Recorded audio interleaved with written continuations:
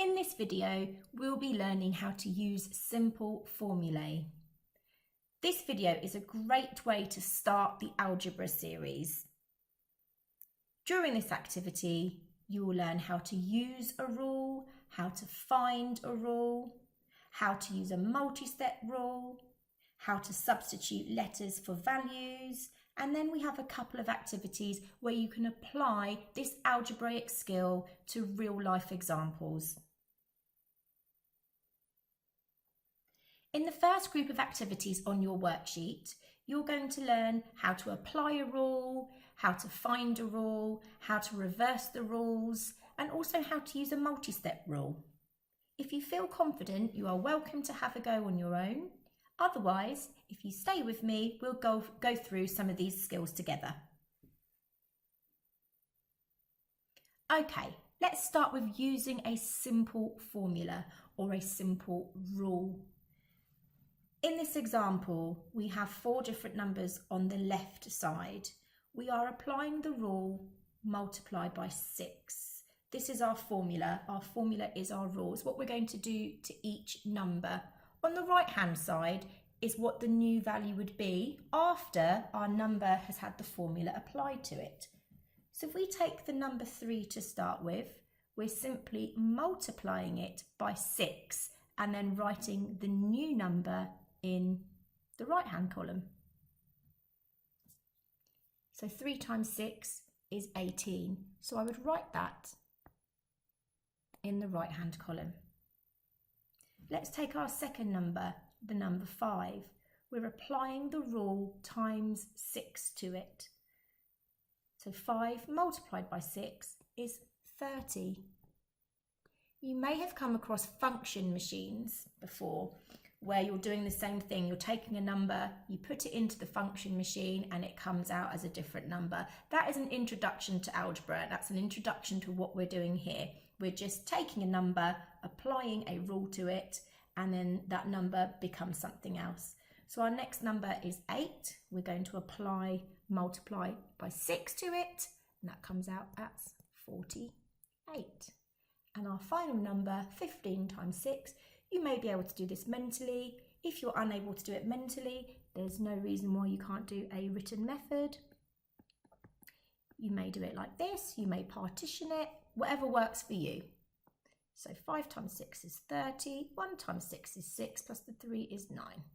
Very quick way to quickly calculate it if you're not able to do that mentally, or if you want to make sure you've got accuracy. So that's our first one done.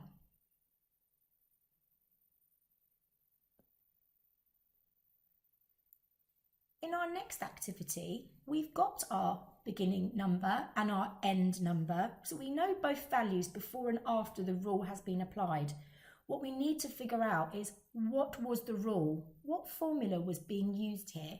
How did my 3 become 27?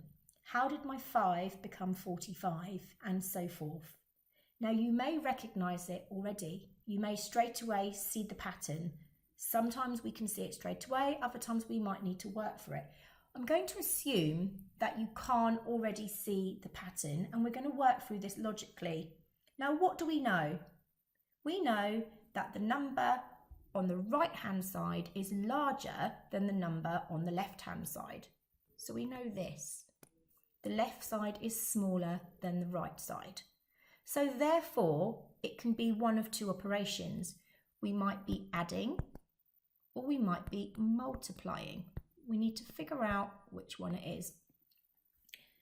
So at this point, if you haven't spotted it, let's work through systematically.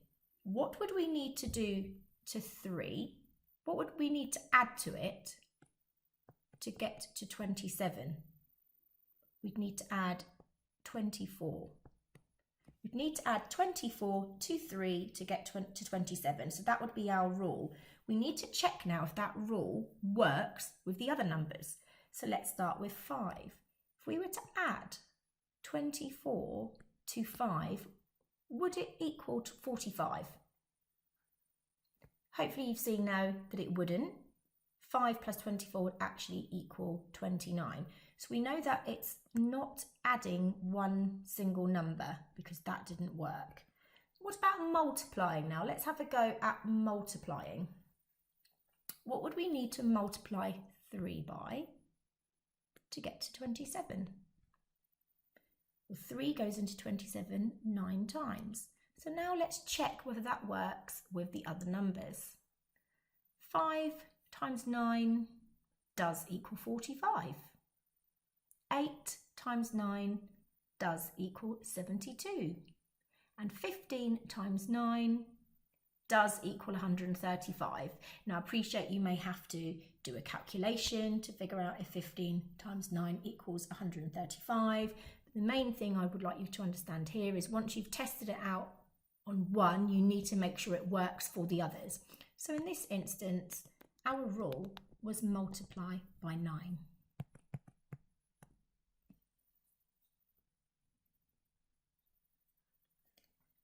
In this next example, we've got our rule and we've got our end value. We don't have our start value. So we need to find out what was the value before we multiplied by 8. So to do this, we need to undo the rule. We need to reverse it. And the correct mathematical terminology for that is we need to use the inverse.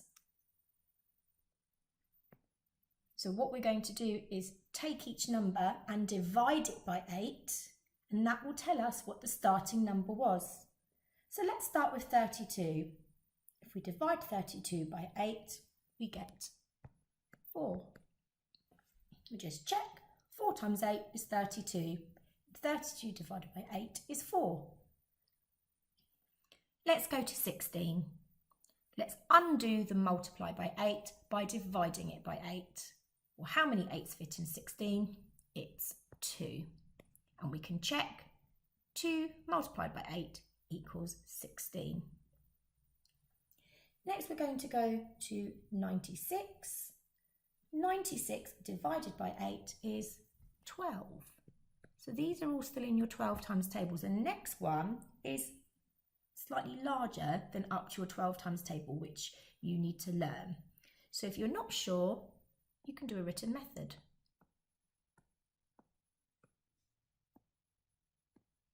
8 into 1 doesn't go. 8 into 12 goes once with 4 remainder. And 8 into 48 goes 6. And there you have it. That's how you find the starting number before the rule has been applied. You simply use the inverse. So next we're going to look at what happens when you apply a rule that has more than one step. So previously we've been looking at rules that only have one step, such as just multiplying or just dividing. But we can also combine 2 steps into our rule. So here we're actually given what the rule is. We know what formula has been applied and we've got our end value. Just as before, we can use the inverse. It's important to note that when doing the inverse, that we undo the step that's been done last. So if we had a starting number, we first multiplied it by 5, then we added 3 to get to 33. What we want to do is undo the last step first. So we want to undo the add 3. We need to find the inverse of adding 3, which is subtract 3.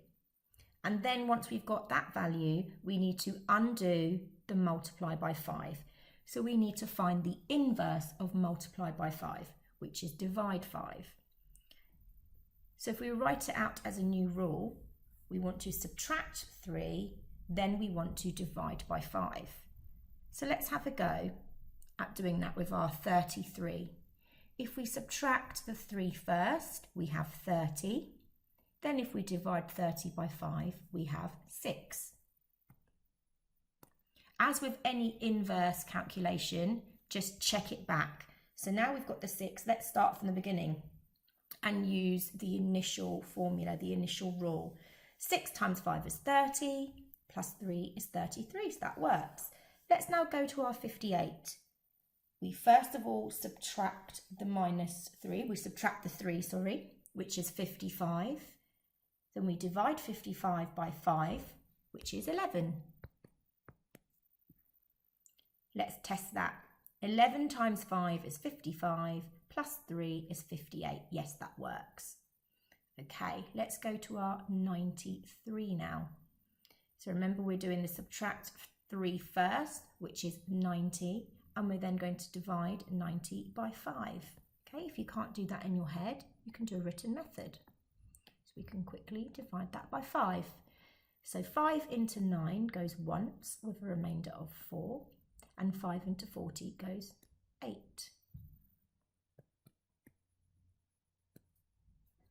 Okay, and our final one, 128, subtract 3 is 125. I'm going to use the written method again. 5 into 1 doesn't go. 5 into 12 goes twice with a remainder of 2. 5 into 25 goes 5. So my answer is 25. And again, you can check those work by taking the 18 and the 25, multiplying by 5 and adding 3, just to check that it's correct.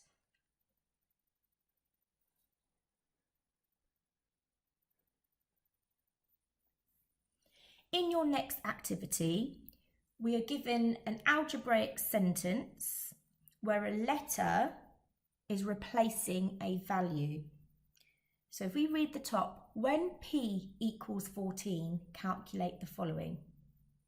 Number 1, 3p plus 7 equals. So in this activity, you need to replace the p with 14. Let's have a go at doing a couple of examples together before you have a go at the activity on your worksheet. So when p equals 14, what would 2p plus 9 equal?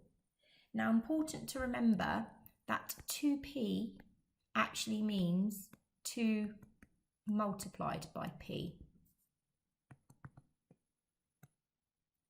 Okay, in algebra, we don't put the multiplication sign in between letters or in between numbers and letters. When the two different values are next to each other, it means to multiply it, okay? Now remember, the p equals 14, so we're going to substitute our p for 14. So if I wrote that out again, what I'm actually needing to do is 2 multiplied by 14 and then add 9. So if I did 2 times 14, I have 28. And if I add 9 to it, I have 37. Okay, let's look at our next sentence. I have 4p. So I have 4 lots of p. The first calculation I need to do is 14 times 4. So you may want to do a written method. 14 times 4. 4 times 4 is 16. 1 times 4 is 4, plus my 1 is 56.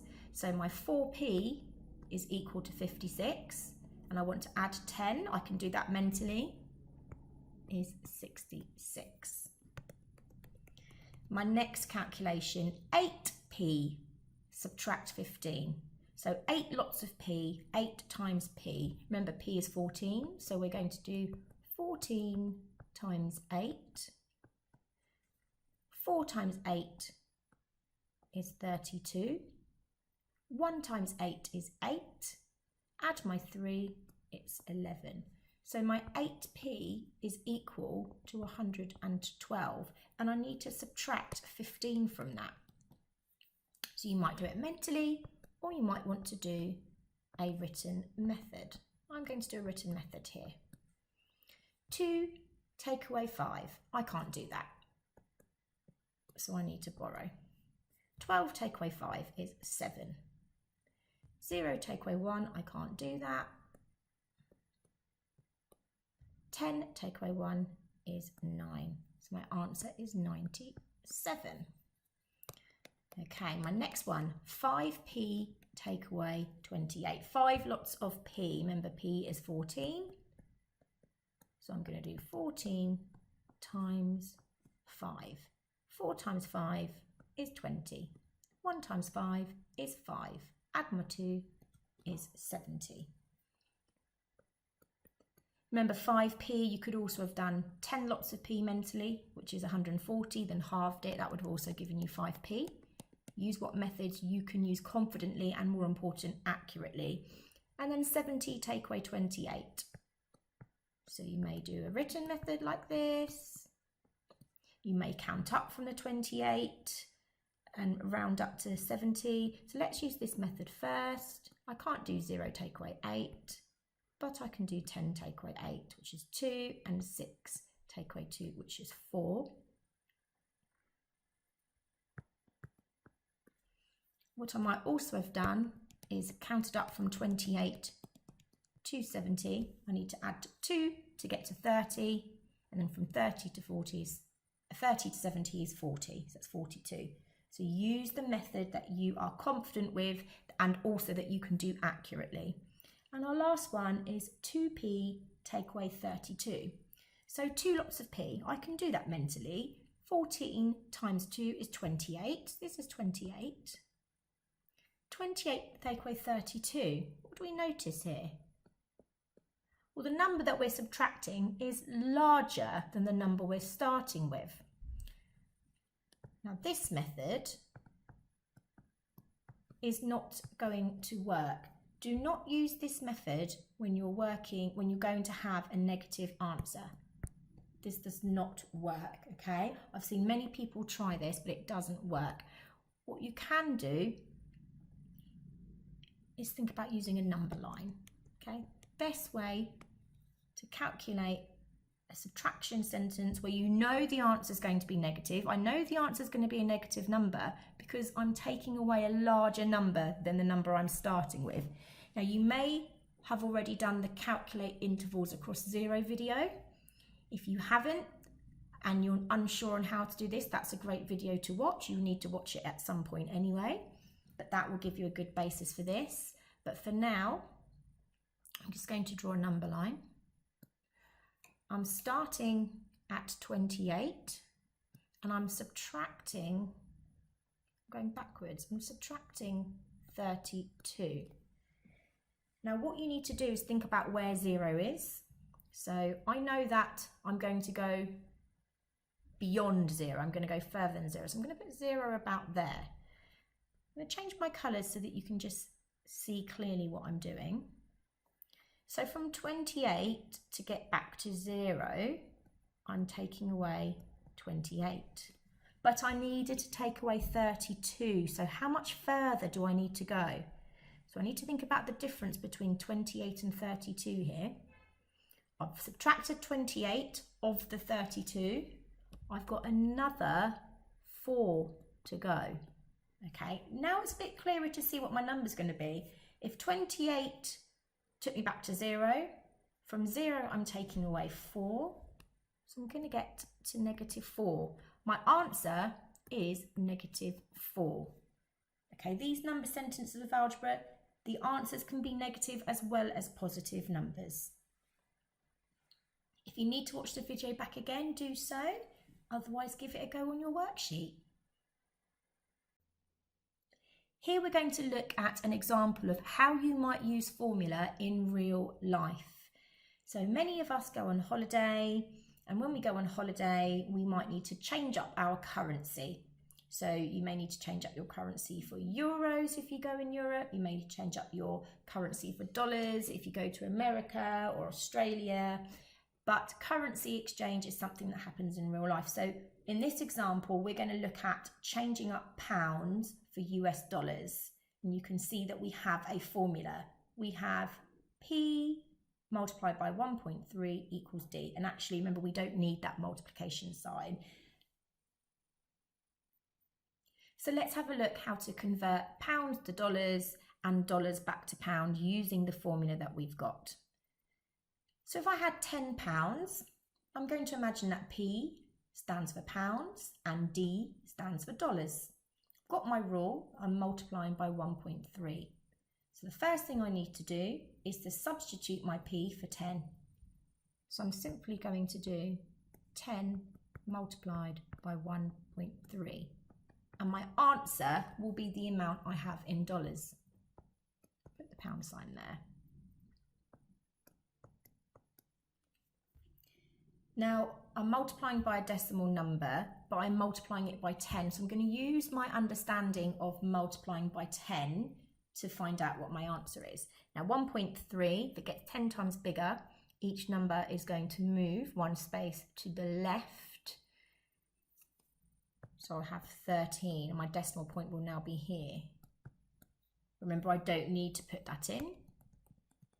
So I can simply write it as $13, but the other way is correct as well.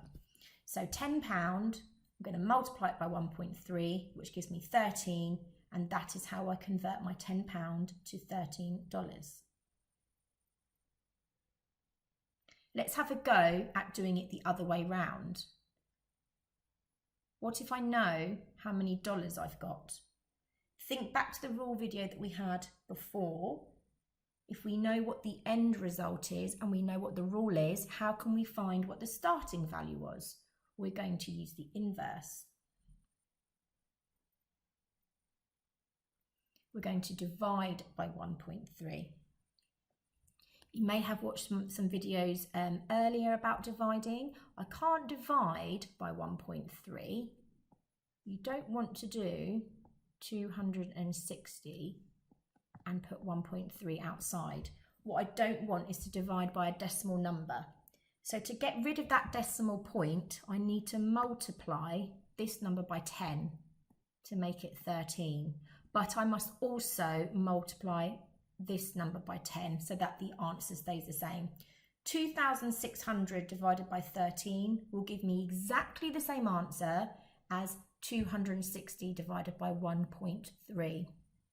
Check it on a calculator just so you can prove that yourself, but 2,600 divided by 13 will give exactly the same answer as 260 divided by 1.3. I do not want to divide. I don't want a divisor, which is a decimal number. I need a whole number here. So you can use this simple trick to help you.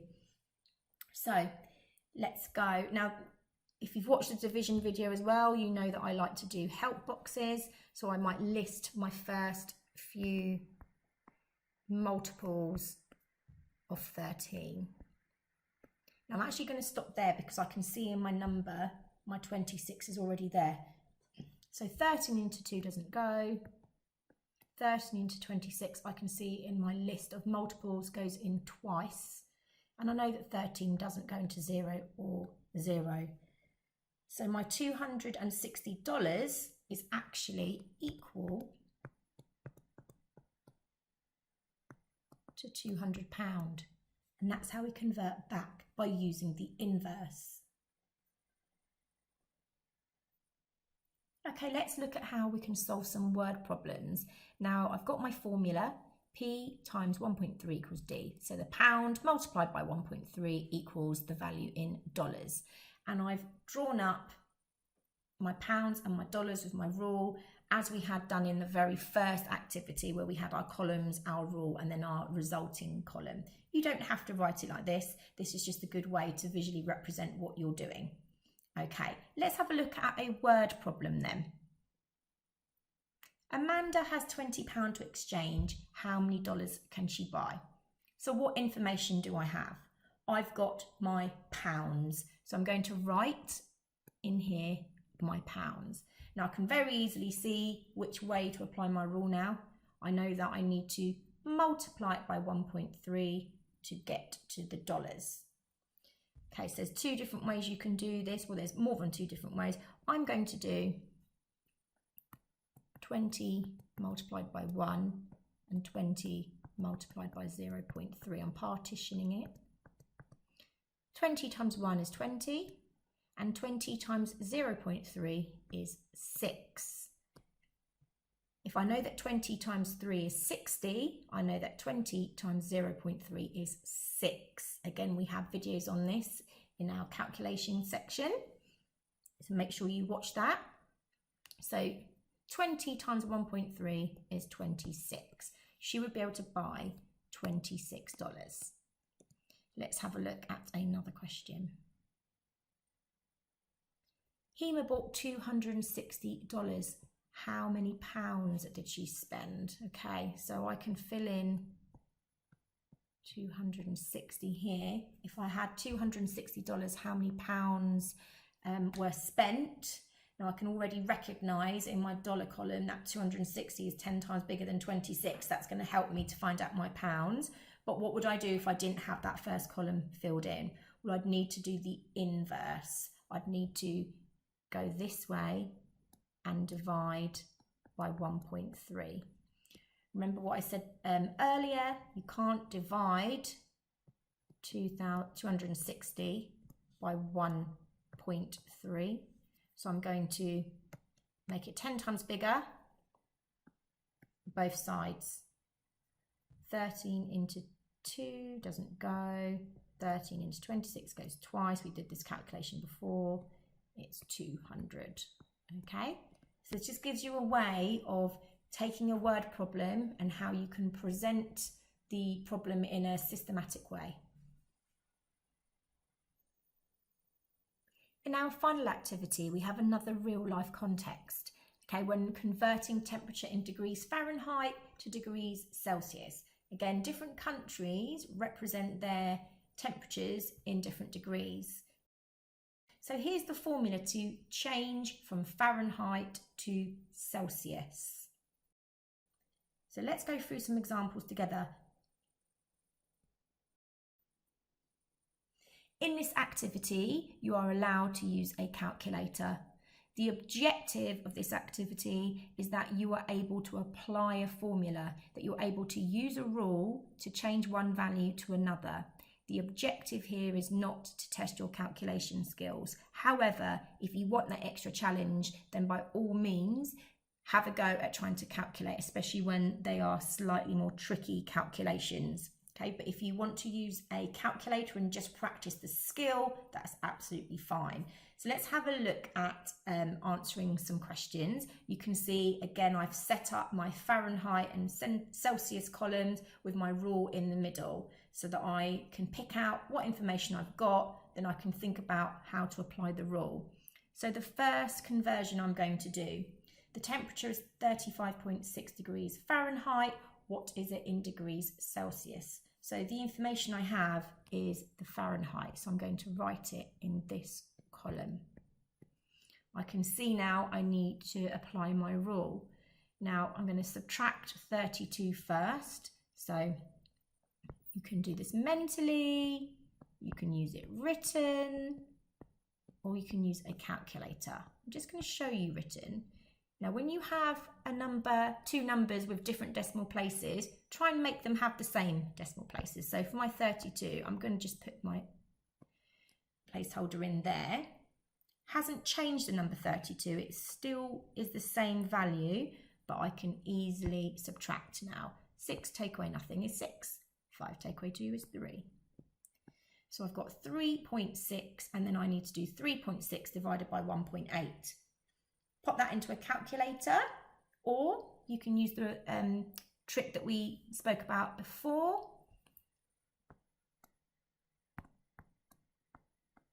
If I don't want to divide by a decimal, I can make that number 10 times bigger.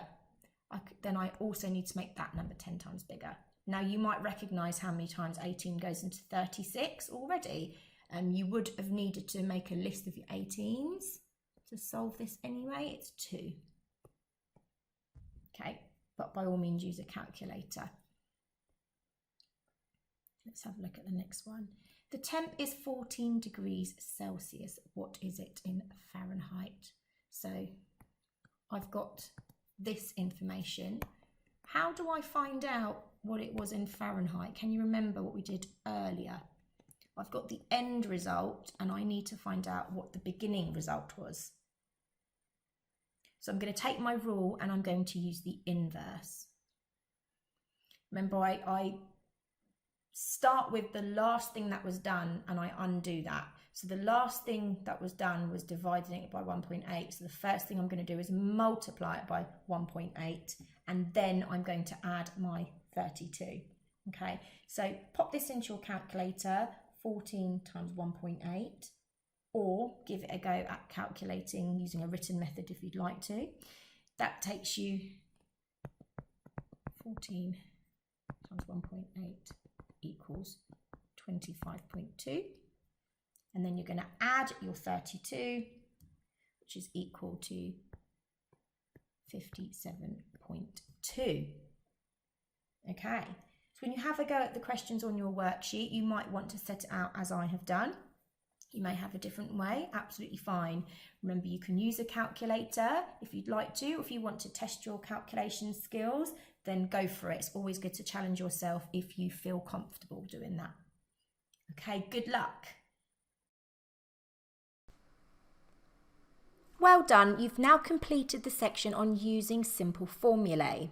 So now that you feel confident with the maths skill, why not have a go at printing off some past SATs papers and have a look at how this maths skill looks in different types of questions. There are tons of questions relating to algebra in the SATs paper, so it's really important to give these questions a go. Just apply everything you've learned in this video, and you're welcome to go back through the video and re-watch skills if you've forgotten anything. Okay, good luck.